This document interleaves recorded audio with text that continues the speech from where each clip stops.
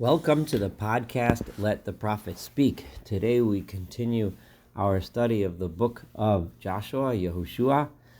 We are up to Perek Dalet, that's chapter 4, and we have just read in the last chapter of the miracle of the stopping up and drying up of the Jordan River so the people could pass through the river, and the chapter 4 begins with the end of chapter 3, Vayehi, and it was Asher Tamu Chol Hagoy Lavoras Yarden, when the entire nation completed their journey across the river, and they were all on the other side. Vayomer Adonai El Yoshua Lemor, and God said to Joshua, to Yoshua, as follows. And this is the second half that God spoke to Yoshua, saying as follows. That is the beginning, according to the way the traditional Jewish way of breaking up the chapters. So this is God's command to Yoshua. K'chu lachem min ha'am, I want you to take and appoint from the nation shneim asar anashim, 12 men, ish echad mishavet, one person per tribe, representing the entirety of the people of Israel. V'tzivu osam lemar, and command them and instruct them, tell them as follows. I want you to carry something with you from within the Jordan. From the place where the priests are standing. Set aside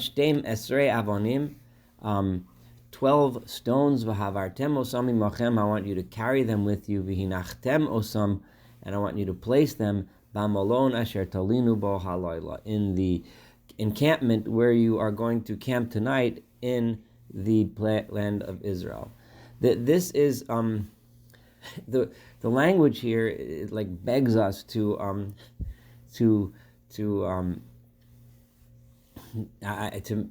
learn lessons. The way it says, I want you to take from here, mitoch hayarden, again from within the Jordan River. It's almost as if God wants the people to take the entirety of the people, one representative of each tribe, to take something from the river, and not just from the river, but from the place where the Aron, where the ark stood, like a representation, and bring it with you into the new land. When you're in the new land, I want you to remember that you were once standing inside this river, in a situation where you should have been washed away, but because of the miracle and because of God being with you, represented by the ark, because of that, you survived and you came into the land. So when you're in the land, Bamalon, in the place where you're going to rest, in the place where you're going to camp, in that place, I want you to remember that the only reason why you're here is because of that miracle that God performed for you, and He performed it for you because of that covenant, because you have a deal here. You have to keep the Torah that is represented and contained within the ark, and you have to keep God's instructions, and God will then keep you safe. This is and this message goes to all of the people. There's a lot of jumping back and forth in time in this chapter, which we'll see as we go through it, because it's not clear exactly when this command came. It seems like that Yoshua is asking the people to go back to the river, or one representative to go, because it says that they had passed. Now go back, or it could be that these were like the last 12, who were may have been in charge of making sure every single member of their tribe has passed, and now they're passing. So now Joshua is saying, as you go through the river, take it, or it could be that they went back to the river and took it out with them. Vayikra Yoshua, so Yoshua called out Shneim Hasar Ish, to the 12 men, Asher Hechin Bibnei Yisrael, that he had set aside or designated from the Jewish people, Ish Echad Mishavet, one person per tribe. Vayomer Lem Yoshua, and Joshua said to them, Ivru Lifnei Aron Adonai Elohechem, I want you to pass in front or before the ark of the Lord your God, El Toch HaYarden, into the Jordan. This would seem to be that they probably had passed it, and now they're going back into the Jordan. V'harimu lachem, I want you to raise up each person Evan Achaz al Shichma, one stone on his shoulder, L'mispar Shiftei Bnei Yisrael, to equal the number of the tribes of the people of Israel.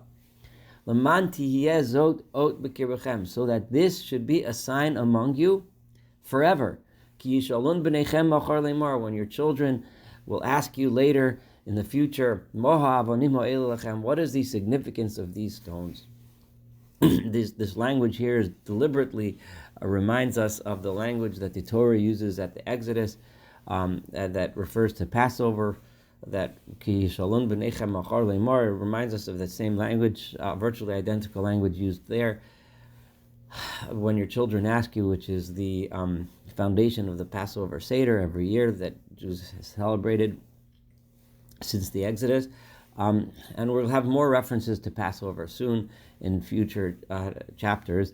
But this is deliberately reminding us of that and telling us they're going to ask you, you do this stones in order as a reminder, so that you can have this conversation with your children and say, as in verse 7, Va'amartem lahem, and you will answer them, Asher nichasru meimei hayarden mipnei aron bris Adonai, that the waters of the Jordan River were stopped up because of the Ark of the Covenant of God, of Ro by Yarden, when the Ark passed through the Jordan. Nichasru me'ay Yarden, the waters of the Jordan were stopped. And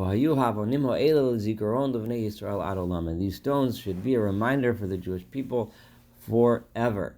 And the people of Israel did kasher tzivu Yeshua as Joshua had commanded. And they carried the 12 stones mitoch Yarden from the Jordan. Kasher diber Adonai el Yeshua, just like God had spoken to Yeshua, ala mispar shivtei bnei Yisrael, according to the numbers of the tribes of Israel. Vayavirum imam el hamalon vaynichum sham, and they brought them to the encampment and they left them there.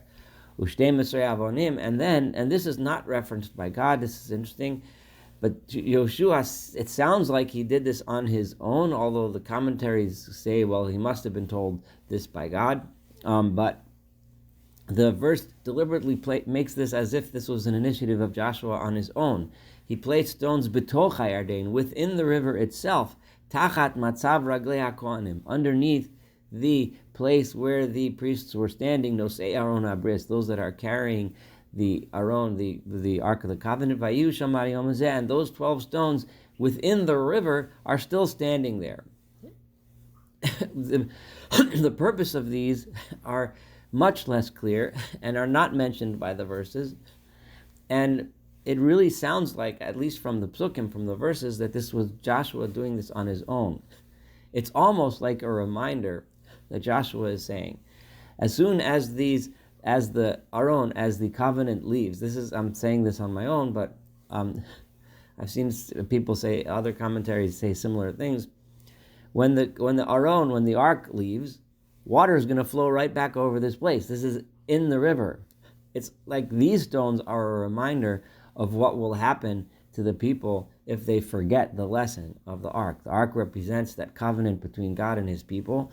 And what happens if we forget, if we let the ark leave, the water will come right back and will be destroyed. 2 sets of stones represent the ones that were carried with them, that were taken from the place of the ark and set in the land, that represents people keeping the covenant.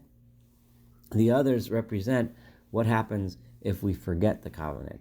The Kohanim and the priests, Nosei Aron, that are carrying the ark, Omdim Zoch Yarden, were standing within the Jordan, Atom Kol Hadavar, until all of this activity was completed. Asher Tziva Adonai Yisrael Daber Ha'am, that God had commanded Joshua to tell the nation. So they waited until all the stone placements were done.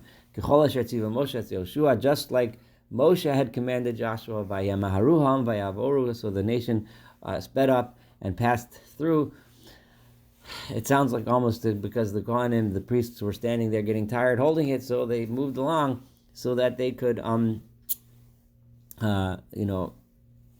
finish the process. Vayehi, and it was kasher tam kolam lavar, when everyone finished going past. Vayavor Aron Adonai v'Kohanim l'pnei ha'am, and then the ark of God and the priests then passed in front of the nation, presumably to lead them to the place of the encampment on the other side of the river. Then Vayavru B'nei Gad. However, during this procession, B'nei Gad B'nei Ruven B'nei Gad B'chadei Shevet HaManashe, those tribes, the ones that were leading the invasion, so to speak, of the land, the conquering of the land, were the ones from Reuben, Gad, and half of Manasseh. Those are the ones that really already had their inheritance on the other side of the river. They marched in front, chamushim, armed, lifnei bnei Yisrael, in front of the Jewish people, kidei kasher diber aleim Moshe, just like Moses had spoken to them. Ki arboim elef chalutzei hatzava, they were about 40,000 strong, armed, ready troops. Avru lifnei Adonai lamilchama, they passed in front of God, obviously meaning in front of what the representation of God, which is the ark, El Arvos Yericho, that went towards the plains of Yericho, of Jericho, which is where their first encounter was going to be.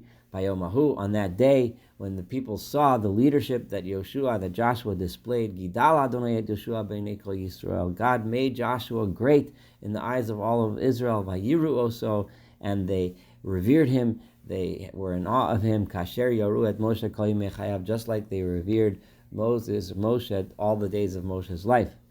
Vayomer ad kol yimei chayav, all the days of Joshua's life.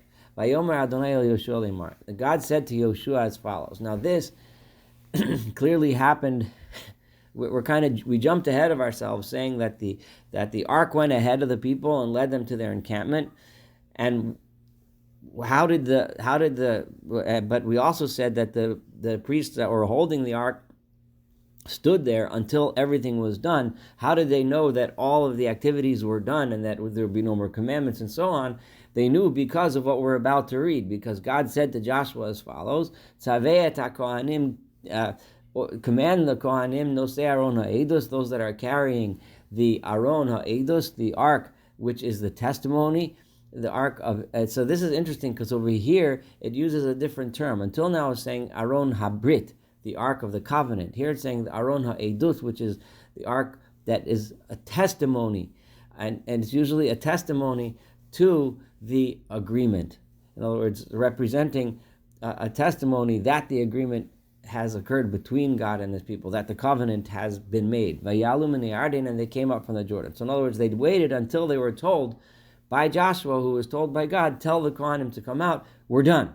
Vayitzav Yoshua at Kohanim lemar. So Joshua told the priests, Alum and Yarden, come out of the Jordan.